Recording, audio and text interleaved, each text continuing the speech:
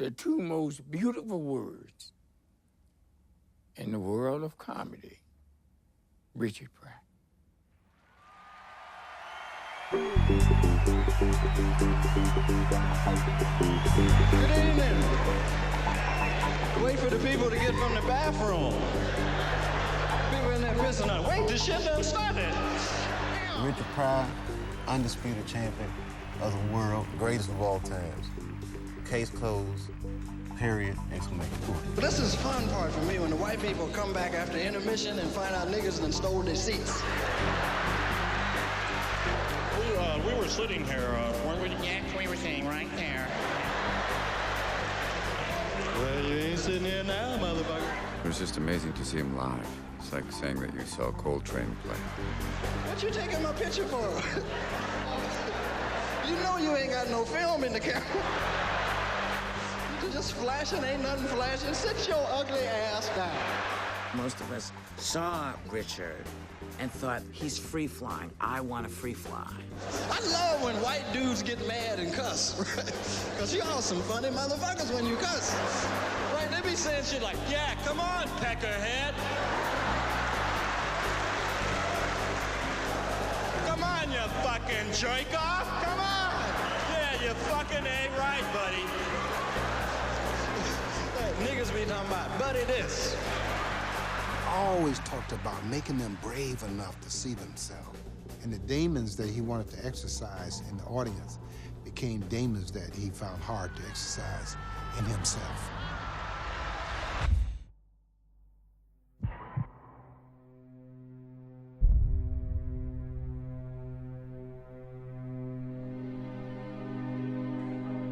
Richard Pryor, the comedian and writer, was badly burned in an accident at his home in California last night.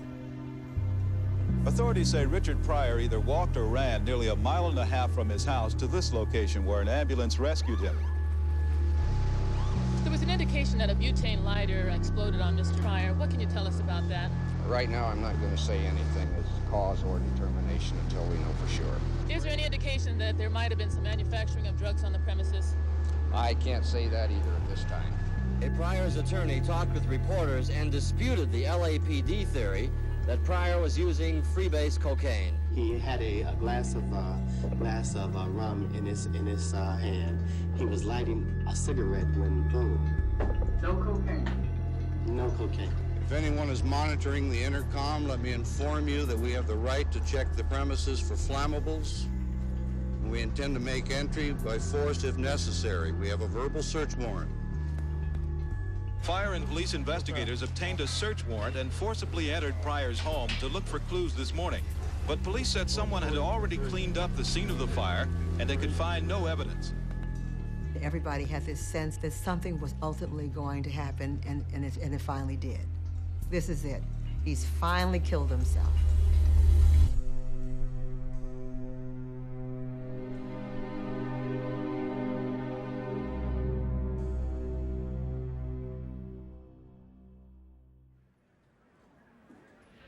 For the first time on television, Richard Pryor.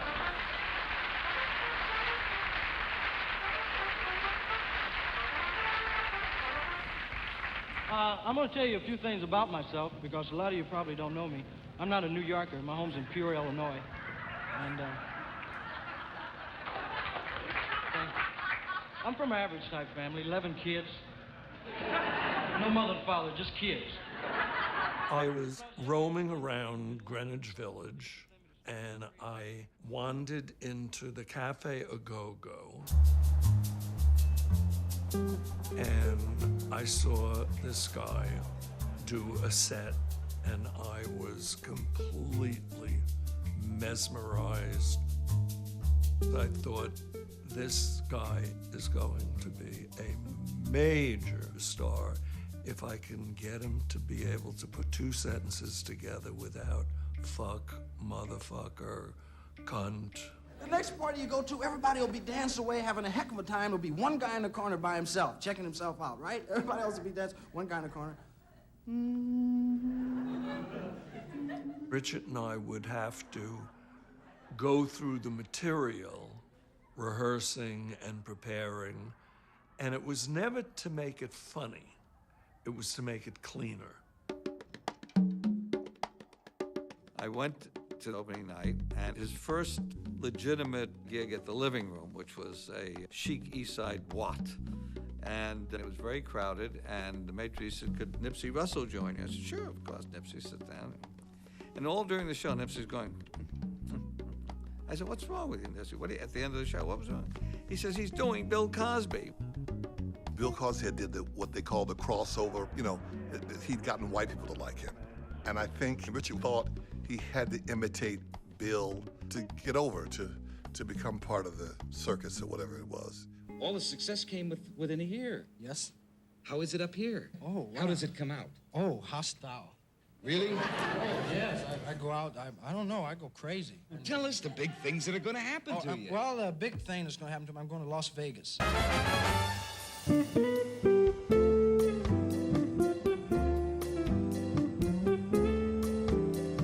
He plays Vegas in 1966. He's a huge success. And that world that he so aspired to join, wanted to impress everybody, wanted to be a big star with his name in lights. And suddenly there's a hollowness to that prize. Richard Pryor. I want to really tell you, it's really wow being here. My home's in Midwest Illinois, Peoria. Yeah. Peoria where? Peoria, Illinois. When he was in Las Vegas performing, he looked out in the audience and saw some white people. Dean Martin was in the audience and he was looking at him. And Richard said, I looked at Dean Martin through his own eyes and saw me looking like a damn fool. It was like an epiphany. I don't want to do it that way anymore. I want to do it the way I hear it. That was probably when Richard Pryor decided to become Richard Pryor.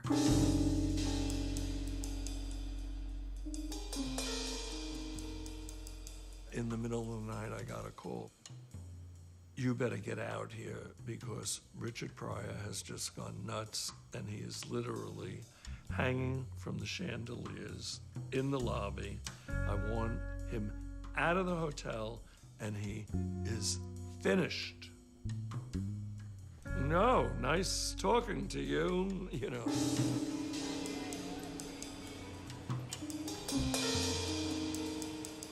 It was all over town. You heard what happened last night. And I think he was fired the next day. It was so public. You had a Vegas gig. That's what every comic wants. And you blew it? And I guess everybody thought that, well, that's the end of Richard Pryor. I did not hear from him.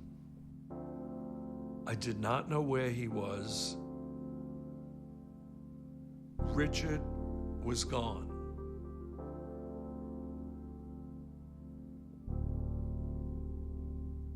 Don't try to find no logic, because a lot of this shit here is logic is omitted. And sometimes to understand Richard, you have to first omit logic. And then you come closer, because what you think it ought to be, it ain't gonna be nothing like that. Talking to the people.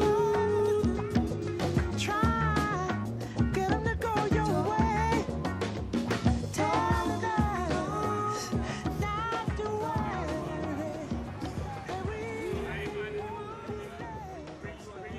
Richard, he says, we're gonna start all over again. He had a new name. It was Edward or Edwin or something stupid. That's what I'm gonna call myself. He says, I'm gonna come and I'm gonna pretend like I have nothing and see how I get to know these people here, the hippies. I'm gonna be one of them. He gave up everything then. He gave up his driver's license, he gave his bank account, he gave up any kind of ID. He lived in this horrible little clapboard boarding house. He invited me to go to an after party, and we weren't apart for like 6 years. I am a revolutionary! There was a lot of feverish things going on, people asserting their rights, demonstrations. There was just a lot of ferment in the Bay Area. Something different was happening with Afro-American culture. It had come into its own. And Richard showed up and gave it new life. There used to be some beautiful black men would come through the neighborhood dressed in African shit, you know, really nice shit, you know, and they'd be, peace, love, black is beautiful. Remember the essence of life. We are people of the universe, and life is beautiful. My parents go, that nigga crazy. No one had heard him using the N-word the way he does, and you're just starting to do that. He was tiptoeing into it. And in comedy, you just never heard anything like this. So Richard would nudge this audience to some kind of feeling about who they really were. So he's telling a joke, and white guy in the back says, "You ought to be glad I got a sense of humor."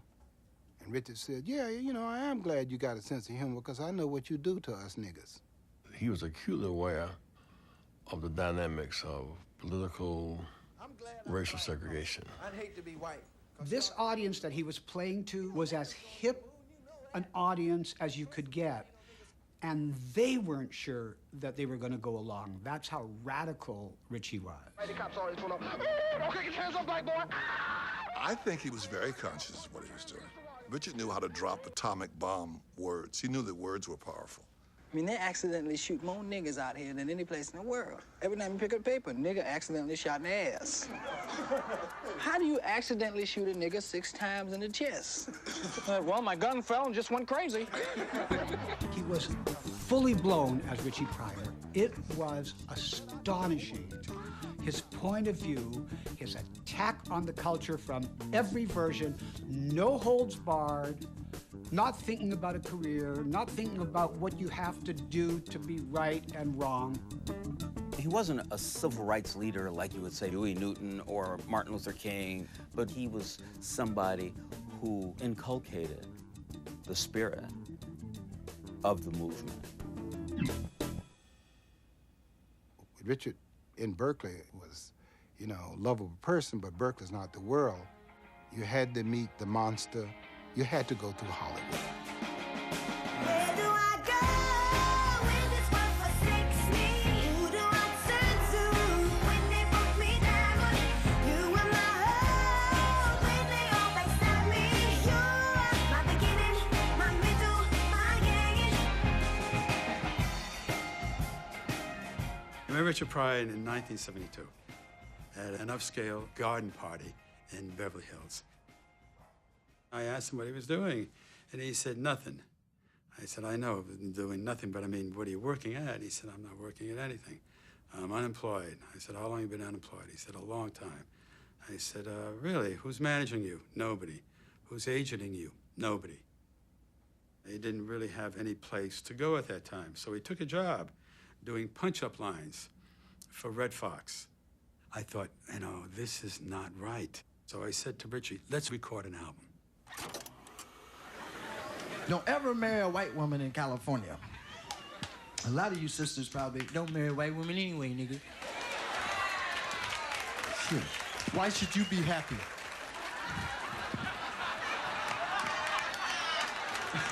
Sisters look at you, though, like you killed your mama when you're out with a white woman. Don't look. You can't laugh that shit off either. She's not with me.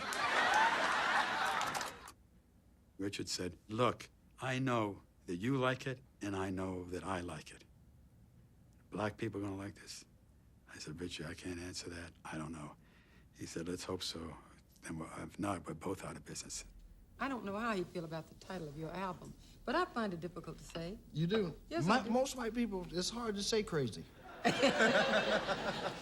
you tell them the title of the album. I can't say The title of the album is That Nigga's Crazy. See, now you can just say that and talk. Yeah, well, if look, I said that, would you get mad? I'd punch you out.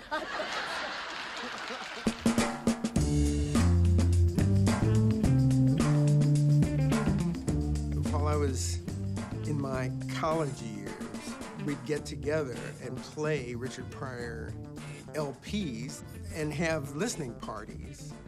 My father, when we ate, it was fun. Hey, bitch, where the food? Goddamn, mama, come on, shit. Oh, you motherfucker, you shit. Oh, goddamn it. Saying fuck in those days was unheard of. They had blue laws for crying out loud. It was just a secret. It was like learning how to say motherfucker. bitch, kiss my ass. But the people that had it first, I don't know why, but were pimps and hoes. This is the only guy really touching on some shit that's like, woo, taboo to other people, like, don't go there. So he was the messiah, the messenger for the real niggas in the streets that wanted to express themselves but couldn't. I mean, the album was a Grammy Award winner. #1 on the R&B charts in 1974 for 5 weeks, which is unheard of, a comedy album in the R&B charts. This was a time when Richard was moving up very quickly. It was rather like being fired out of a cannon. We hardly ever went to 2 gigs in sequence, from LA to Washington, back to LA, to New York, back to LA. Now, you use the term nigger, right? Now, does the black community get on you for using that on a show? Now, how do you answer it? What do you say? I say, nigga, get out my face. People were fascinated with Richard, especially white people. They never heard anybody talk like that. They were fascinated that how could this young black person have this kind of power? That's power.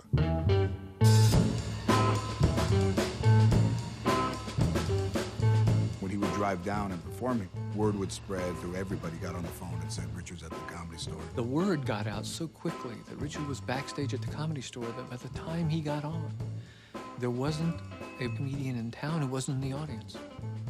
I took some acid once, too. White dude gave me some. At a party, dude said, "This is far out." Hey, get the fuck out of my face. About 20 minutes later, I was at the party, you know. I can't breathe! I don't remember how to breathe! I told you it was far out! When he performed, he would sometimes make a couple of notes on the back of an envelope of some of the things he might do, but he never worked out in advance there wasn't really a routine. Every night you see something different that you hadn't seen before. He would do a riff here and a riff there, just spontaneously. What kind of shit you handing me? Hey, fuck is it? I don't know what you're handing me to sign. The fuck it say on there? Champagne list? I ain't signing for no goddamn champagne. He was always doing something new. All of a sudden, oh my God, look what he's doing now. He wasn't just telling jokes, he was telling stories. And stories that were so vivid and so funny that you had to stay with him. And you think, okay, that's amazing. I mean, he just had that laser-like wit and brings so much tenderness to it. And do the wino on the street. I'm gonna help you, boy, because I believe you got potential. That's right, you can be somebody, because you're shot, you know what I mean? Try some of that. Don't you drop it, nigga. Put say it. We're watching a world that, at least in my case, I would never have known, but for Richard Pryor. And what a colorful world it is that he paints. He'd go out and he'd do 2 minutes, 3 minutes. Sometimes if the wind was right, he'd do 4 or 5 minutes. And eventually there'd be about 40 minutes of material. And when there was 40 minutes of material, he knew then he could get from there to a concert. I discovered masturbating by accident. I'm not lying. I was about 10. I was in the tub. And that's when you used to have to hold your dick with 2 fingers. I said, hey. I'm on to something here. I bet Dad don't know about this. He understood how to excavate the human soul on stage in front of 600 people without blinking. First time I came, ejaculated, scared the fuck out of me, man. I thought something was wrong. I was with this woman and said, look at the fuck you done did. About an hour later, though, I was back to my, can you do it again? Like if comedy was a woman I'm in love with, well, I know Richard Pryor just fucked the shit out of her. Like, he fucked her in every orifice of her body. Like, is there anywhere that this guy didn't fucking put his prints on it? Richard had become big in the live concert, doing his, brand of risque humor. These large audiences were fascinated with Richard.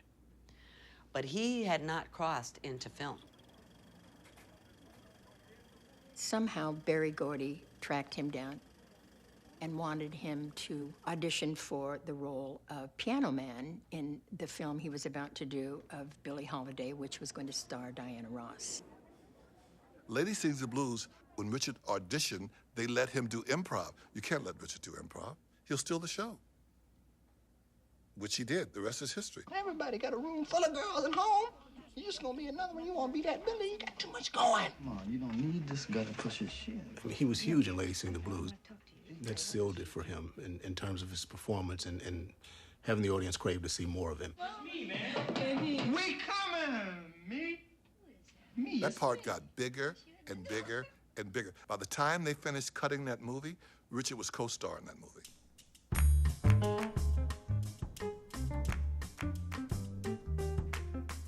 I met him in '72. He wasn't that famous, but the word was out. I said to him, why don't you meet me for breakfast, He said, breakfast, okay, I'll meet you at 4. I said, 4? I told him about a black sheriff in 1874, and he loved the idea, he just loved it. I said, I'm gonna fight for you to be the lead in Blazing Saddles. And I said, look, I'm gonna write it like a gang comedy.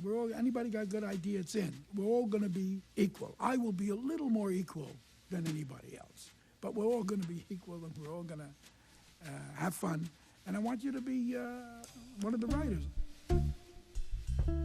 He called me up and said, listen, I would like to be the star of that film, Blazing Saddles. That would be terrific. This is gonna be something big. I wrote most of the black jokes, and Richard wrote most of the Mongo jokes. He was like this big, tough baby. Richard wrote lines like, Mongo only pawn in Game of Life. He wrote these mashugana, wacky lines. The next day, he showed up in my apartment with cigars and a very expensive Dunhill lighter.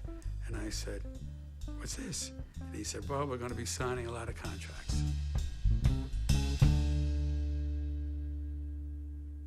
Somebody higher up at Warner Brothers had heard that Richard was doing drugs or Richard was unreliable, and I was fighting, and they said, we appreciate his contribution as a writer. We know how funny he is. It's the starring role. We won't star him in the picture.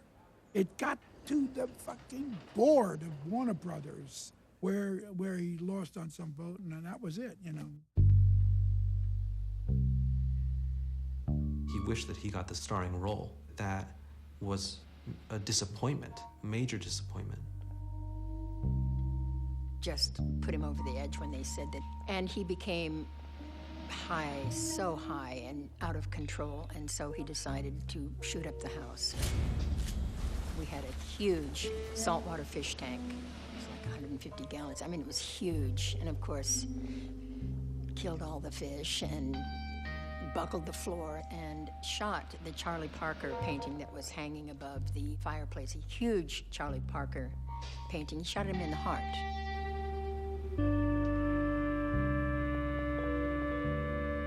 It's really hard to live in Hollywood so controlled by white men. Very hard to do anything because they are so greedy and so insecure. He decided he was going to fire everyone and start all over. New lawyers, new agent, new manager. He called Ron and just said it was over. I mean, it was a pretty harsh, cold moment. So what became of the change of heart? He said, I don't know, man, it just did. I puzzled over that for many, many years. I don't like movies when they don't have no niggas in them.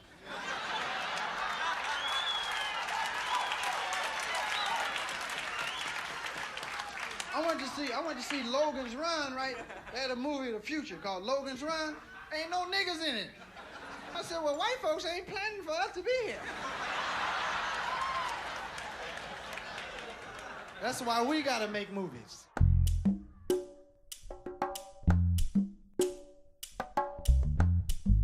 David was a very powerful black manager based out of Atlanta. Very militant, very pro-black, very, very smart.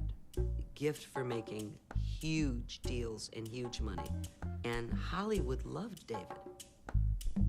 David Franklin was a pudgy, brilliant black man who stuttered. And Richard loved that. He said, man, because got stutters, he can get sympathy. So David went on to manage Richard, be his agent, and act as his lawyer. Other than Richard's pure talent, David was absolutely responsible for Richard becoming really big in film. We did 9 or 10 pictures together. The first of them, the Bingo Long Traveling All-Stars and Motor Kings, about the Negro National Leagues. Like batting averages. See, you take the number of times a man been at bat, and you divide that by the number of times a man got a hit. Like me, I've been at bat 100 times. I got 25 hits. That's simple, right? 25 going to 100 4 times. Gives me a batting average of 4. That's wrong. That ain't no way to do that. The second film was Car Wash. I wasn't going to make that movie without Richard. Believe in the Lord. Right. And most of all, believe in that federal green. Remember the day that David came back from a meeting with Richard driving a brand new Rolls Royce. He must have been doing something that was making Richard pretty happy for Richard to give him a brand new Rolls Royce as a gift. Right at that moment, the notion that he could hold the lead in a picture was a totally unproven notion. Now, here, take this radio. When you step out of here, you gotta step out of here like king shit, right? You bad. I put that radio to your ear. That's gonna help cover your face, right? And just move with the rhythm of the music. Move your body with the rhythm of the music. That's all you gotta remember, okay? Let me see you try it. Step to the music. Step to the music. Yeah. Step to the music. Stop. How come you whiteys got such a tight ass, man? Now do it. Can't you feel it? The temple's right here.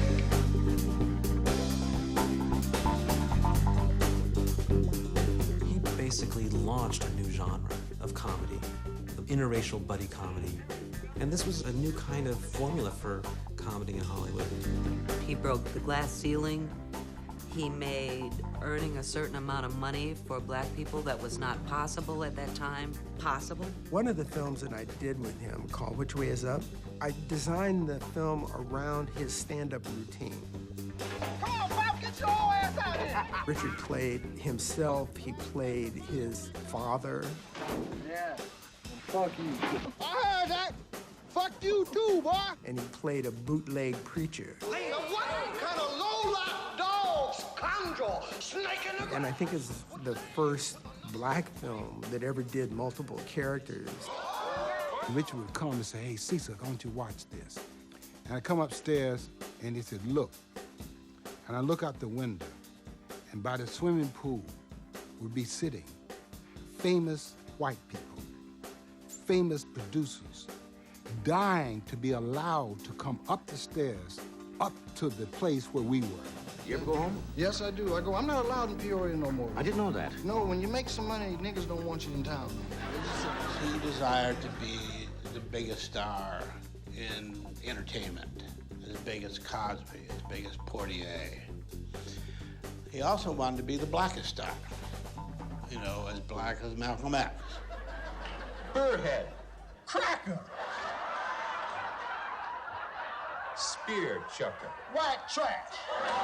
Jungle bunny. Funky. His appearances on Saturday Night Live were very instrumental in walking the very thin line between what was acceptable on television and his mind. Nigger. Dead hunky. My grandmother would walk by the living room and she'd say, "You're watching that Negro again?" It was the only black person that my grandmother would allow in the house. It was Richard Pryor. The audiences absolutely loved it. The network loved it.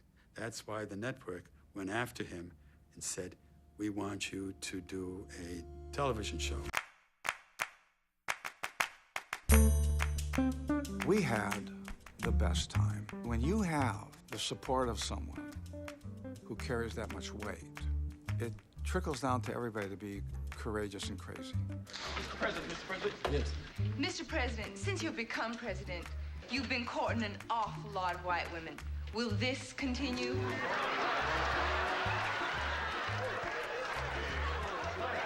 As long as I can keep it up. I actually hired a court stenographer because the ideas were, one day he walked in a conference room, he jumped on the table and said, "Let Bojaws handle it." We don't know who Bojaws was. Are you sick? Are you crippled? Let Bojaws Bojas was this weird medicine man that lived in the Louisiana bayou, healing people. Mr. Bojas, I got a bad arm. I can't move it. He got a bad arm, and he can't move it. Let Bojas handle It was groundbreaking within the rules of how mundane television was at the time. You know, there's a lot of things written about me. People wondering if I'm going to have a show, if I'm not going to have a show. Well, I'm having a show. People say, well, how can you have a show? You've got to compromise. You've got to give up everything. Is that a joke or what? Well, look at me. I'm standing here naked. I've given up absolutely nothing.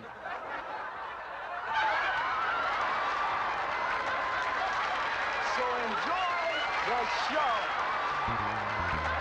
It was pretty crazy. It was wonderful. And he was always pushing the envelope. And that's when I went, wow. And that was the best thing. To start off the season, it was like, wow. He was always between two worlds. He was between that acceptable, sort of mainstream white world and, of course, a much stronger, harder, knowing street place.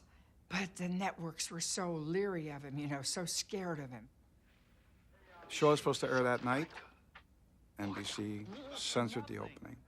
I called Richard at home. So you're not going to edit out the naked opening. It caused a shitstorm. He quit. First thing you start off going, this is my attempt to make a statement. They don't air that, then that really sets the rules that, okay, you're not going to let me do what I'm going to do.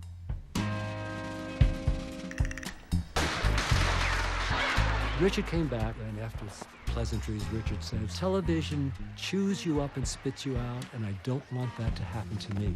So I decided not to do the series. He went to NBC, and of course they said Richard had to do the show. They weren't going to let him off the hook. Well, from the looks of things, I'll be seeing you next time. NBC made sure of that.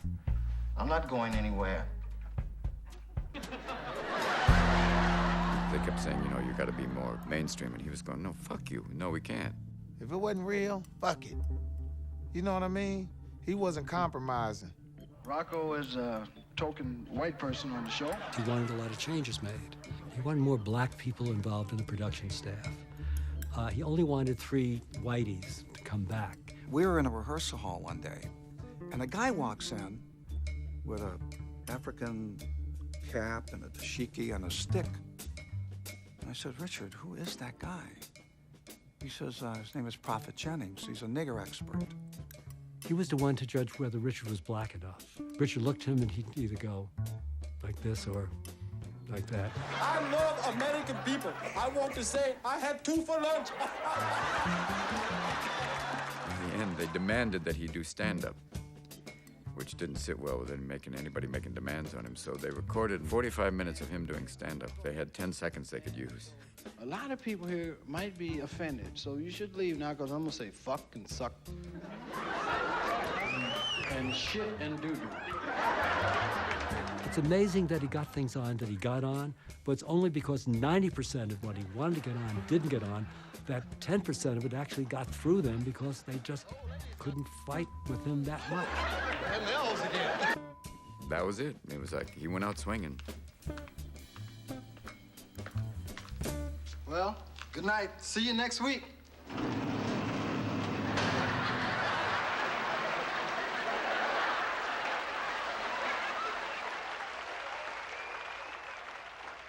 And we're delighted to have with us 2 of the very best friends I have who dropped by, Miss Pam Grier and Mr. Richard Pryor.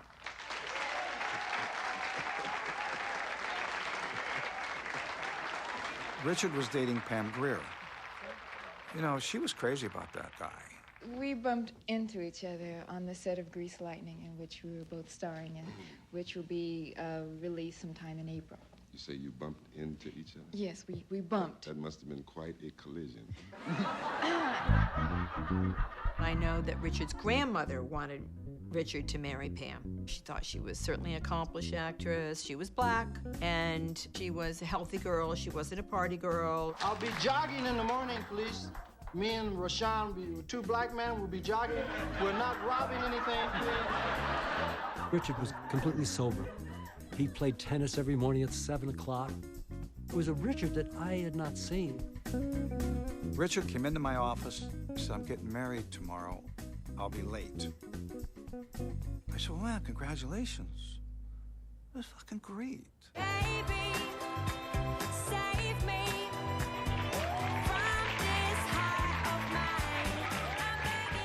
So I had a cake this big. Congratulations, Richard and Pam.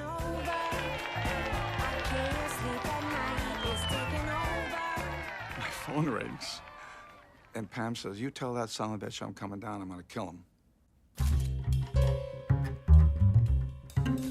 Richard Pryor had married a girl that he got pregnant. And he walks in and they start moving the cake out. He looks at the cake and realizes that has Pam on there and there's Richard with this other woman. There was a prop cart and it had plastic flowers on it. So he shoved it in the middle of the cake to blur out Pam and Richard. A lot of people were surprised that Richard married Deborah because it did come out of nowhere. There were many women in Richard's life. I recognize that he told me this, that they wouldn't be around that long. This is about the time I've been married, and it's really exciting because I really am trying. I really am trying. I'm telling you, I'm fucking trying, okay? But it's hard to wake up and see the same person all the fucking time. Richard had, I done forgot now, 8, 9, 12 wives, I don't know. But I know that all of them was what they was to him when they was. Was, once was. Richard had a pimp's mentality. He pretends like he's controllable. It's like a spider. You know, that's to lure you in till you get caught in the web. Richard had a compulsion to be married because he didn't want to be alone. But once he would marry, the magic would be off. It would be gone because he won. If he wanted you, you had that power.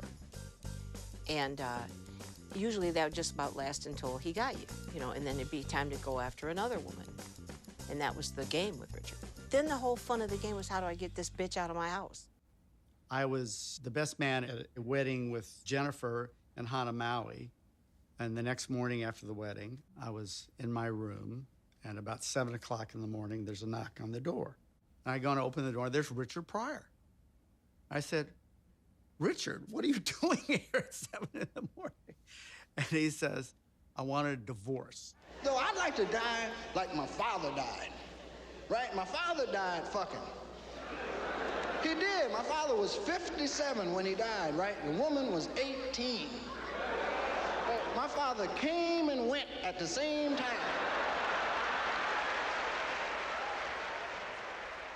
Would you like to introduce our next guest, Richard? Yes, who?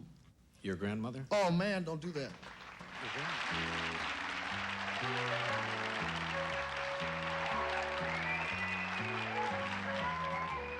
See, Brian, I'm told that you run a pool hall. Yes, I do. Did Richard spend much time in the pool Yes, hall? he used to come down there and shoot pool and things after school, They used to cuss in the pool room before she took over. Now the language is the guys. Why you? I keep them in their place. See, I'm an old lady, and I stay in old lady's place, and I respect them young men, and they must respect me. Isn't that right? That's exactly right. I remember meeting Marie Carter. She's a grandmother that you see in books. She had the long white hair, and she was dressed very smart. I bowed to her, and this old bitch hit me in my chest so hard. Boom! And I felt the breath leave out. And before I would let her hit me again, I rushed her and started choking her. And she started laughing at me. She laughed like it was the funniest shit she had seen. And Richard stood to the left and he said, "That's my grandmother, man." I was born Richard Franklin Lennox Thomas Pryor III. I got names from pimps and gangsters.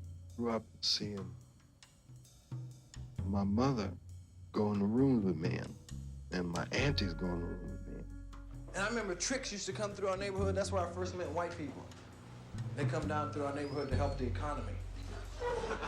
Man, but I met nice white men just coming. Hello, little boys. Your mother home? I like a blowjob. When he told us about it, we laughed at it. Get the fuck out of here. Your mother's so thick. God, we didn't really grasp it. And when you realize it really happened, it wasn't jokes. It makes us, it's like if you didn't have that experience, go, what is that like? How do you maintain love? His uncle and his daddy were pimps. I'm talking about not no play pimps, real pimps. Them guys would pimp a Barbie doll. Bitch, go out and get the money. The grandmother was the madam-in-chief of the whole operation. Basically, keep the girls in line, keep the Johns in line. That's when I realized who she was in terms of this is the whole house. She runs everything. You know, she lived on the south side in Peoria, and she could sleep with the door unlocked. People knew, you're not coming up in this house. You know, if you do come up in the house, you know what's gonna happen. The grandmother was the matriarch of the family upon whom everybody else's survival depended. She was Richard's nurturer, the punisher, the disciplinarian, everything rolled into one. My grandmother wake my ass up, you know. Get your ass out. Put your hand, don't you run from me. Don't you run from me. You were 15 years old when your first child was born? Yeah, yeah. Yeah. How could you, I mean... It was fun. And then after she was born? I didn't know my father was making love to her, too. And I was standing in the dining room, I was crying. My mother said, what's wrong with the boy, Bucky? I said, ain't nothing wrong with him, got some girl pregnant. I think when you grow up around a bordello, you see people at their very core in a way. You know, it's like there's no facade, there's no masks on. I don't know what it was that made me that way. They could laugh at anything. Nothing was too sad. Some humor could not be found in it. His sensitivity made him so brilliant as a comedian, but some things were so painful that he wanted to be somewhere else. I think if you are a sensitive type, that that you self-medicate. It's easier to self-medicate. I snorted cocaine for about 15 years. I must have snorted up Peru. You do a line, drink some kvass. That's lunch. You know, have some lunch, let's get high, go back to work. Watching Dad doing drugs, you know, snorting some lines or smoking, you know, those are things that you didn't really question. Listen, I was doing so much, I embarrassed cocaine dealers. They would say, Richard, man, goddamn. Well, how much you want? A kilo. Just for the weekend. A lot of people came to the house to play cards, hang out. For the drugs, of course, because he bought coke by the key. Lowlifes, drug dealers, card people, hookers. I don't like cocaine. I love it. And that's why I have to stay away from it. And I enjoyed it for a long time. And then you want to change your whole life. And you swear you'll never, tomorrow I won't never do this again. Success doesn't change you. It only magnifies who you've been all your life. And success magnified the kid from Peoria with Richard. But now he had endless money, endless fame. When he would betray himself, which he did with some frequency, he thought that that betrayal belonged to everyone else. If he was in a particularly good mood and he was being nice to everybody and he could charm anyone on the set, and then he would go home that night and stew and say, you know, what kind of Tom am I? I'm everybody's black pal. And the next day he would be mean. Richard was about 13 different personalities. 9 of them you could deal with, but them other 4 could be a motherfucker now. Richard was very intense about his personal pride, and he didn't care where it took him. There was a huge benefit for gay pride at the Hollywood Bowl. A lot of performers were at the Hollywood Bowl to lend their support, Richard being one of them. Richie came on, and the audience was waiting for him. Great applause, and he said, you know, I've sucked some cock myself. That was the first thing that he said. I thought, uh-oh, here we go. But the audience, of course, cheered. And then he went on to just really go a little nuts. We got human rights. This is for human rights. I thought this would be some human beings here. Yeah, kiss my ass. Fuck you. And I just wanted to see where you was really at. And I wanted to test you to your motherfucking soul. They went into shock because it was the truth. And the truth defends itself. And it was quiet. It was quiet. You could hear a rat pissing on cotton in Georgia. I mean, it was real quiet. And when the niggas was burning down what you motherfuckers was doing what you want to do on Hollywood Boulevard, didn't give a shit about it. And kiss my happy, rich, black ass. You all can just kiss my rich black ass. and walked off. Center stage. Hello, everybody. I'm terribly embarrassed, and I don't know what to say about what just happened. But I do think... May I please finish talking? They stood up, booing, hissing, throwing some chairs. It was the scariest event that I've ever been at. Everyone in show business was there. But I thought, we're never going to hear from him again. I got a call from David Franklin, and he said, Cecil, because he stuttered. He said, Richard fucked up last night. So I drove over to Richard's house. Nobody was in the house. I went out, and he was sitting by the swimming pool. He was smoking a cigarette, and he had a scotch and orange juice and vodka, which he drank. And I said, man, what happened? He said, man, fuck it, man. He said, I just told him to kiss my ass. I said, man, but why? He said, if that's the way they want me, I don't have a career any damn way.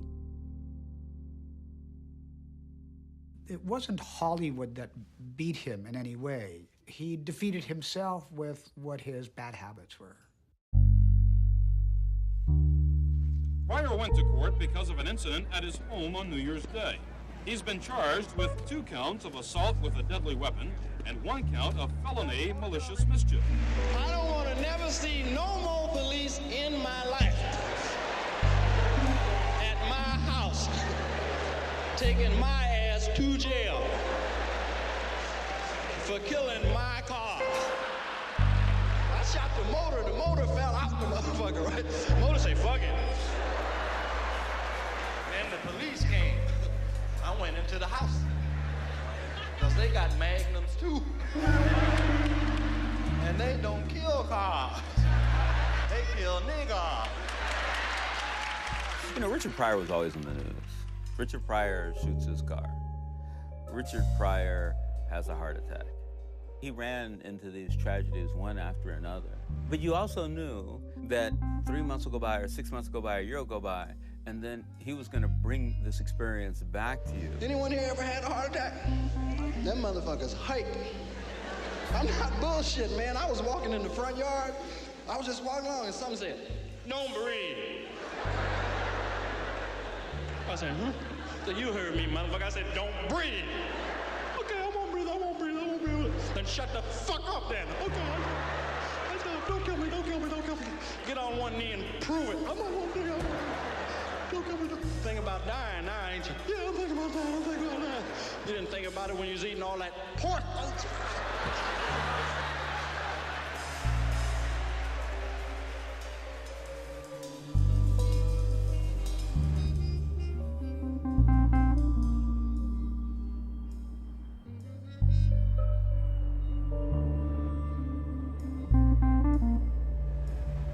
When we was on the road and see Marie Carter every day while she was dying, you know, we'd do the shows, go check on his grandmother. You know, she said, you watch out for my boy. She was dying, and basically they said, you have to get here now. So we rushed there. We went into her hospital room. I remembered she touched his camel hair coat and said, "That's blue azure. Is it warm enough?" And he said, "Yes, Mom, it's warm enough." We went back to the hotel, and she died a few hours later.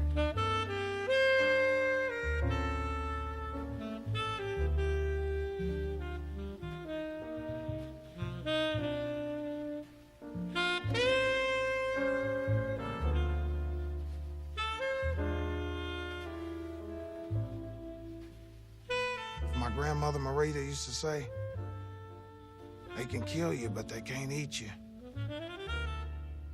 I love you, grandmother, wherever you are. She was his conduit to reality, to the world, to everything that tethered him to Earth. And I really think that that's when he started to come apart.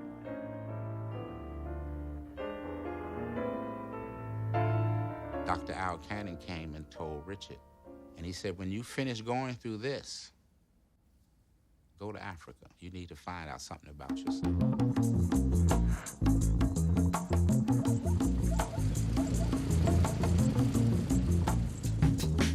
Stand up!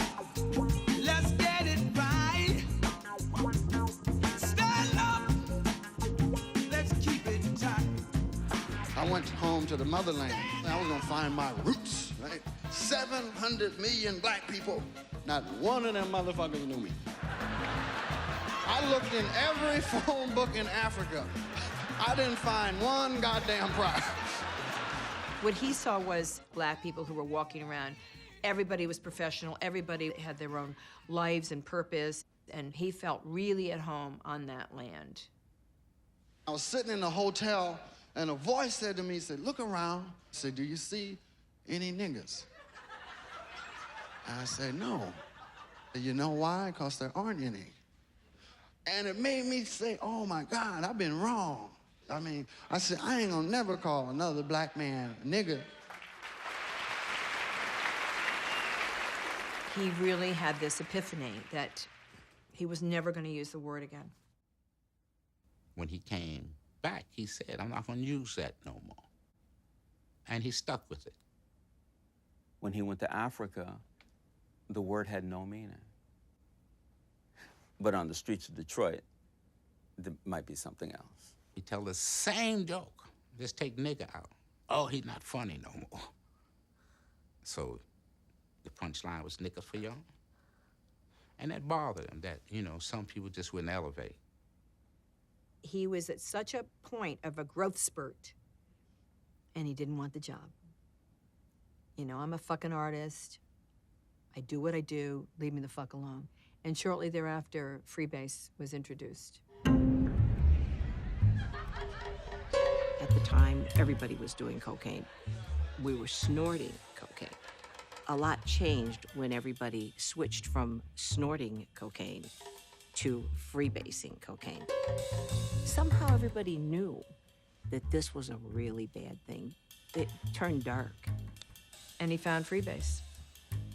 And after 2 weeks of watching him really get addicted to this stuff, I moved out because it was clear the drug had moved in and it had become his lover, his everything. And I didn't exist anymore. Richard wasn't an addict. He was a flat-out, full-blown junkie. I mean, he might be clean for 4 days, but be drinking booze, be clean for a week, but just snorting a little coke. So he was not honest with himself. June 9th, 1980. Richard had walked off the set of Stir Crazy a few days earlier. The Freebase had been escalating. He was not able to stop. Richard was so coked out that he began withdrawing large sums of money out of the bank. And I'm talking like 500,000, 100,000, another 250,000, and he was hiding it in his house. Rashawn had called. He was calling and recruiting several people that he felt were close enough to Richard to come to the house to rescue Richard, to try and get Richard to stop. Richard was in a very scary place. Richard didn't just have a couple of ounces of cocaine. I'm talking about a mound of cocaine on his bed, on the bed. And he had the pipe and the torch, and he wasn't going to put it down.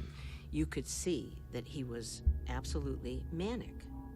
When I saw him, I didn't know him anymore. It looked like something had been taken from him. You know, some spirit had been ripped out of him. He was high. We were watching the Vietnam special where they were showing the monks protest to the war. And this particular monk took gasoline and poured on himself, and he lit it. I said to Richard, look at this man's commitment. And Richard looked at me, he said, fuck his commitment. He didn't even flinch. You laughed. And I went up to go to the kitchen. On my way back to the room, ball of fire is running towards me. And I just jumped out of the way. And I seen it run past me, and I got up against the wall. It run down this long hallway and outside, and then I see it outside running. Ball of fire.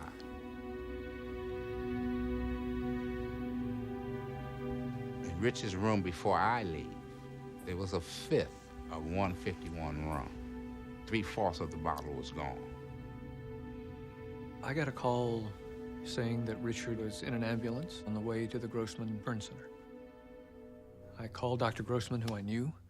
I said, this guy is my friend. Make sure he lives.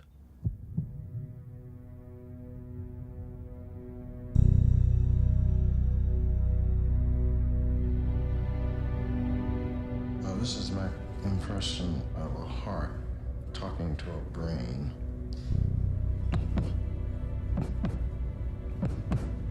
Brain.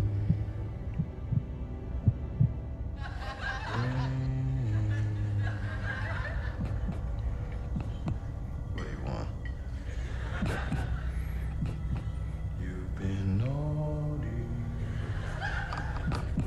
Go to hell.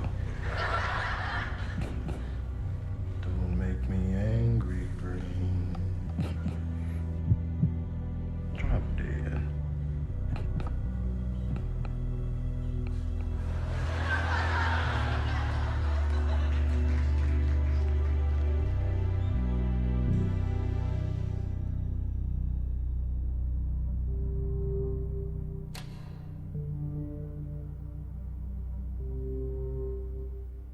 The police had just brought in a burn victim who'd been running down the street. And he was awake. It burns of his face, neck, chest, abdomen, back, and arms. That was like 35–40% of his body burnt. Dr. Grossman told me that based on the severe extent of those burns, there was almost no chance he would live. I flew back to Los Angeles and went to the Sherman Oaks Burn Center, where everyone else was having a vigil about Richard. The word kept coming out. Everybody kept saying that Richard had died. When he got burnt, all of them showed up at the hospital. And I had to turn to a security guard, because them bitches was about to kill people if you didn't let him go to the burn center. I told the doctors he's on Courvoisier, he's on vodka, he's on cocaine, because I knew you give him morphine, you could overdose him. On my desk at the studio, I had a phone that Mr. Wasserman, the chairman of the company, used to call me, and nobody else used that phone. It rang about 10 o'clock one morning. And I said hello, and I heard a voice say, "Ta." And I said, who's this? "Ta." And I realized it's Richard. And he said, am I gonna die? And I said, no, Richard, you're not gonna die. And then he hung up. And I called Dr. Grossman and said, there's a fucking phone in Richard's room next to his bed. And he said, what? Comedian Richard Pryor, critically burned Monday night, was sitting up in his hospital bed today and eating cream of wheat and talking to his doctors. They said his chance of recovery was still only about 1 in 3, but they were more optimistic than they were yesterday. All day long I've been hearing that he's improving.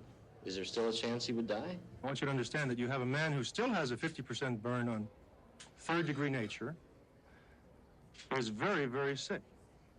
And that until all of that burn tissue is taken off of his body and covered with grafts, which will require a number of operations, he's going to be that sick.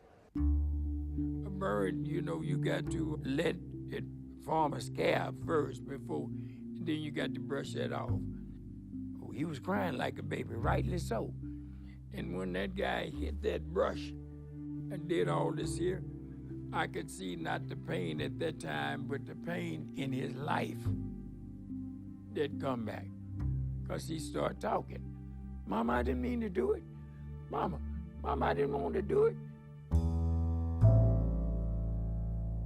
Everybody had said it was free base, it was an accident. He said, no, I did it on purpose. I poured the rum on myself and lit myself up on fire. Now, keep in mind, he was high. So whether it was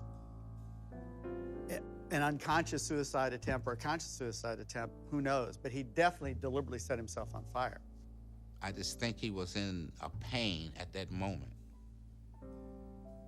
And like this monk, committed. But to what? He don't know. You know, junkies are just dumb. They do dumb shit. They set themselves on fire. But then I'm sure he went, what's that smell? Hey, I think that's me. And that's what he basically says he did. It's almost like jumping off a building. And then you lived. And you fucked up, but you lived. I tried to commit suicide.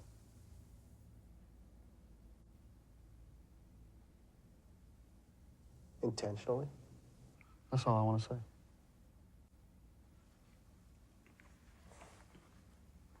Next question. It didn't work. Yes, it did.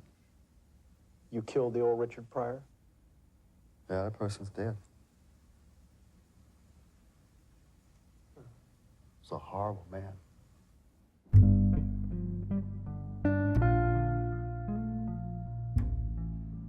A executive for one of the studios called me and asked me to go see him because he needed help. So I flew over to Hanamaui, and he came out to greet me. And I could see the burns all over him, and I was kind of taken aback. And I remember he looked down, he said, "Don't worry, my junk is okay. I still got my junk." I said, "Okay," and I shook his hand, and we started talking. And I learned that he was dead broke, owed money to the IRS, and he thought his career was over. What we discovered was there were a lot of inconsistencies, financial inconsistencies. Richard suspected that David Franklin and his lawyers were cheating him. People came in and they uncovered a lot of these business dealings that were crooked. Richard sued David Franklin and got $1 million back, but the most important thing to Richard was getting David to apologize to him. That was more important to Richard than the $1 million. I had to figure out where he was financially, and he owed a lot of money to a lot of people. And I came up with an idea for him to do a concert movie. He was really needing to heal. And the lawyers said to him, "You got to get back on that horse now. It's your time. If you don't do it now, you're never going to do it. They're going to forget you. They're going to forget you." The worst thing Richard could have done was come back. He wanted to go back to work. You got to understand something. You don't make Richard Pryor do anything. Richard Pryor has to want to do whatever he's doing. I'm going to see Richard Pryor! Tell him he better be funny. Tell Richard he better be funny. The who's who of Hollywood they filled the theater up at the Palladium. Then Richard got on stage, and it was the worst show I'd ever seen him do. Where was I? I was here. What's the date? Woke up, this camera's looking at me. I thank you, brother. I needed to hear that. He started doing his act backwards, and he got confused. It was rough, and you just knew it wasn't gonna be okay.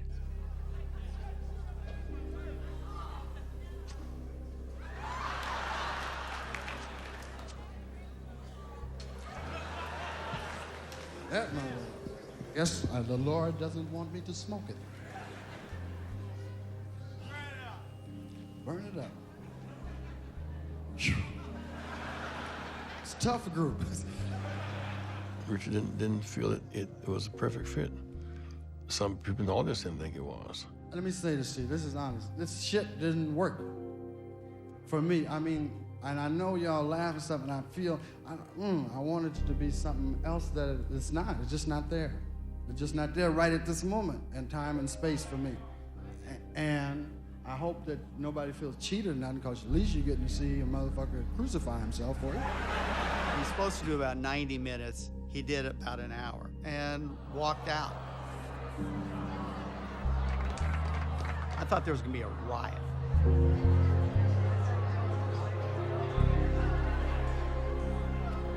He disappeared. Of course I was concerned, but I also know Richard. And I knew how resilient he was. And I knew that he'd come back.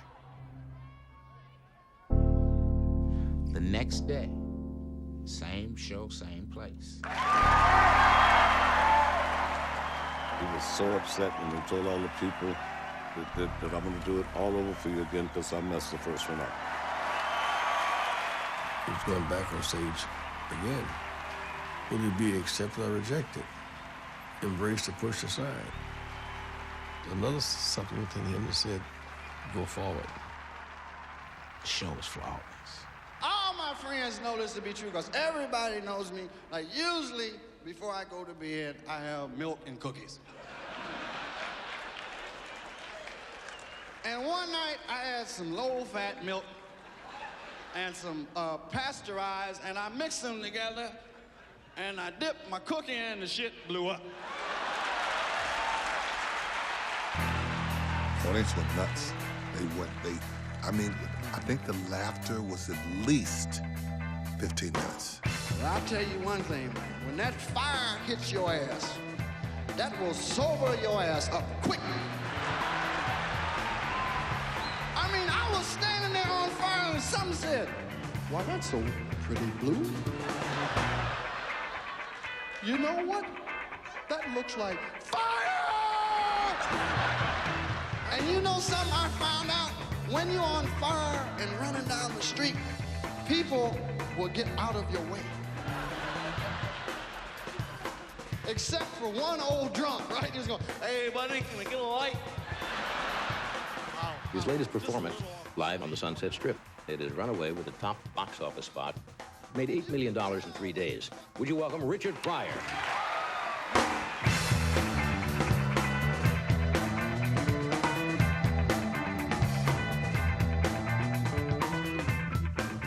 Pryor's firm, headed by longtime friend Jim Brown, entered into a $40 million 5-year deal with Columbia Pictures. Richard wanted very badly to elevate the status of African Americans. Indigo was going to be the first time that a black person had a $40 million deal with a major studio. And so we were going to do films, we were going to, do this, we were going to do that, we were going to change the industry. This was going to be it. The phone rang, and he said, "Rocco, it's Richard. What are you doing?" I said, "I'm about to go to the bathroom." He said, "Well, after you take a shit, come over to Columbia." Richard Pryor is getting ready to prepare for his role in JoJo Dancer. It's a movie written by himself, based loosely upon incidents from his own life. He was an actor and a producer and a director, so Richard became a role model. He hired Jim Brown to run the company for him. I think he made a decision to have somebody tough, but not somebody who really knew the film business side of it. I brought him the Prince movie, Purple Rain, and he said, great. And then Jim Brown didn't want to do the movie because there wasn't an all-black crew. They kind of let a lot of mistakes happened. I think that was part of the reason why that company didn't take off. It was a huge disappointment for black filmmakers. He really wanted to be who he was. He wanted to be an artist. And it was too much pressure.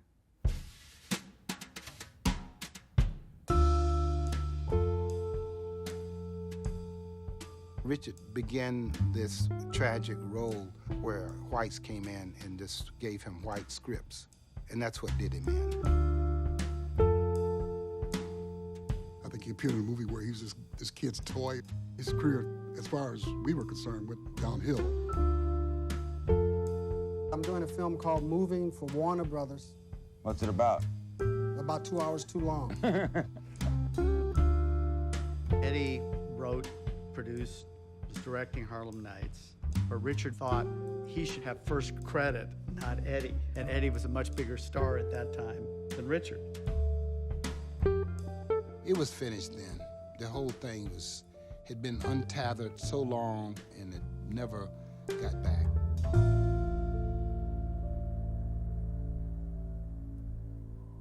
We went to the Comedy Store. Well, Richard wasn't there. So I looked at everybody and said, "Where's Richard?" I ran upstairs, and this comedian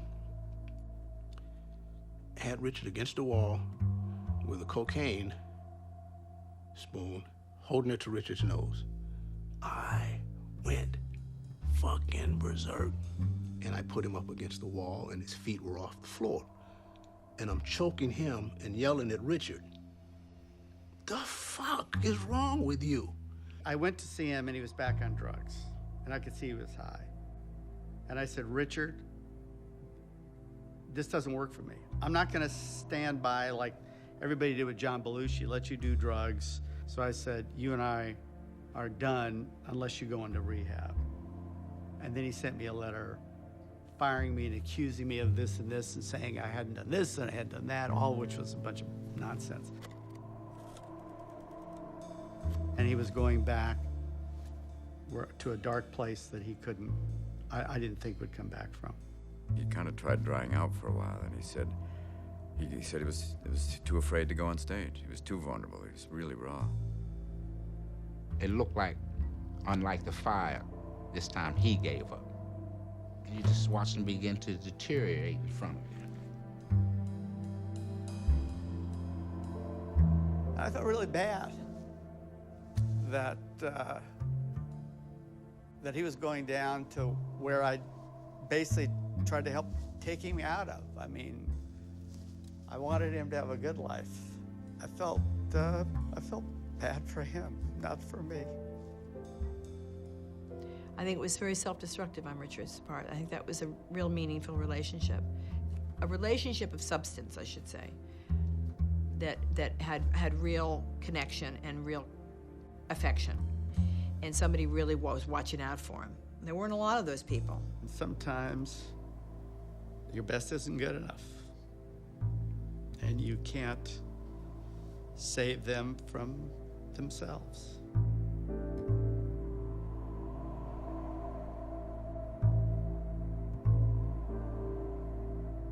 I remember I hadn't seen him for a while. And I went to some premiere of something, and he walked up on me, and he had lost so much weight that I really didn't recognize him. And then it hit me. I said, "My God, this is Richard." I lost 20 pounds to do a film, and it kept losing it. I couldn't get it back, you know. And I got real scared, Johnny. Yeah? You know, because I was losing weight and my pants were falling down. And I said, something's wrong, you know. I said, hey, all these diseases around, Richard, finally it's caught up with you, and you have one of them, and you're gonna die. So I was very calm about it, you know, but I'm gonna die. A few months ago, I was on Tonight Show, right? And I was talking to Johnny Carson, and then the next day, this lady from the newspaper called one of my ex-wives and said, "What do you think's wrong with Richard?" She said, "I think he has AIDS." Guaranteeing that I will not get no pussy to the year 2025. One day he called. I said, "What's the matter?" She said, "Well, I got something wrong with my eyes. I can't see straight." I said, "Okay, come on over to the hospital, and I'll get my ophthalmologist." They looked at him, talked to the intensivist, talked to the neurologist, and both of them said, he may have MS.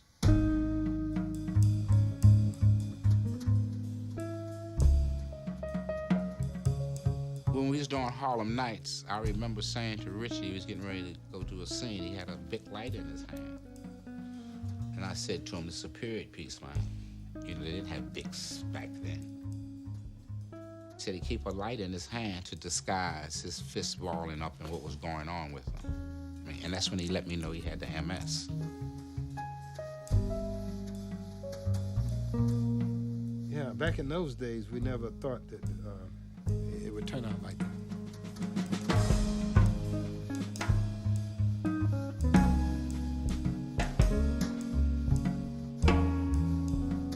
People that have it know what I mean. The shit fuck with your nervous system. When the doctor tell you got it, and then you go, oh, I got it? What is it? I never heard a doctor say, before. It's a blessing, though.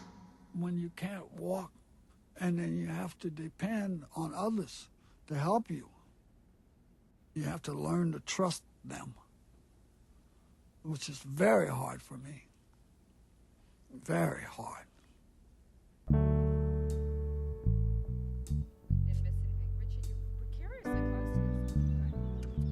Jennifer came out to handle his affairs when he was unable with the MS to do that much for himself. I came back in '94. The party was over. No more piles of cocaine. That craziness was all gone. Let's put it behind us and make some lemonade out of the lemons. The drug part of it was over. He was clean from that point on. He had really learned whatever it was to be learned from the MS.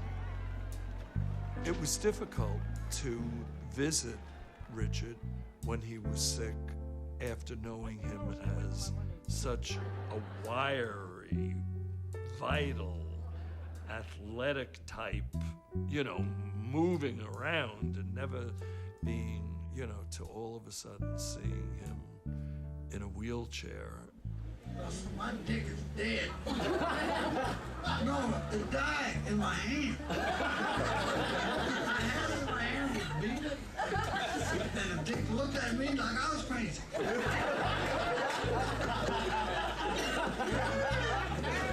What the fuck's wrong with you? I said, not me, it's you, motherfucker. Even when he got sick, I mean, you know, him wanting to be on stage in his declining years was, to me, so heroic. Warren Beatty's limousine would show up. Almost make me cry thinking about it. And he would be sitting there looking out at Richard, and there was, he'd be crying because he knew what a great genius Richard was.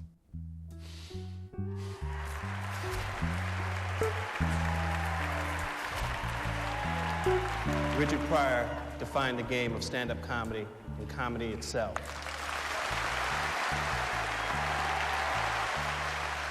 And if you haven't stole from Richard, then you're probably not that funny. And I wanted to tell him that I wanted to be just like him, except for the drug habit and the failed marriages and the temper and the guns. As much as people felt bad for him, that man probably had some nights and some days. I mean, it'd take a lifetime to top that motherfucker's week. The last time I saw him when he was wheelchair-bound and unable to speak, Jennifer took me to see him. He couldn't talk. All I could do is, you know, say, give him a kiss and tell him I still loved you, Richard. Richard Pryor died this afternoon of a heart attack at his home in California. He was 65. So, what I'm saying, what the point I'm trying to make is that there is no point to be made. That's all it is. There ain't no point to it. Because you didn't ask to come to this motherfucker, and you sure can't choose how to leave. Because you don't know when you're gonna go. Don't take this shit serious. You better have some fun and plenty of it. Because when the shit over and you ask for a recharge, it's too late. say is keep some sunshine on your face.